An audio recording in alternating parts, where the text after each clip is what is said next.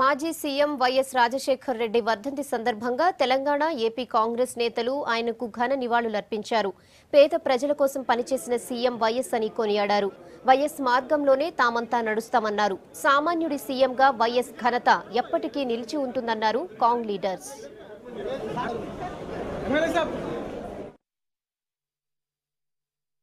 రాజశేఖర రెడ్డి గారు ముఖ్యమంత్రిగా ఈ స్వతంత్ర భారతదేశ చరిత్రలో ఏ ముఖ్యమంత్రి ఎక్కడ ఎన్నడూ చేరి విధంగా బహుశా జనాభాలో ఎంతమంది ఉంటే అంతమందికి ప్రభుత్వం ద్వారా నేరుగా మేలు జరిగే విధంగా ఒక మెరుగైన జీవితం అందే విధంగా వారి కృషి ఈ తెలుగు ప్రజలందరూ ఎన్నడూ మర్చిపోరని చెప్పి మనం చేస్తూ తెలంగాణ ప్రదేశ్ కాంగ్రెస్ కమిటీ నుంచి వారికి నేను నివాళులు అర్పిస్తున్నాను. ఈ రోజు ప్రతి తెలుగువాడికి ఒక విషాదమైనటువంటి దినం.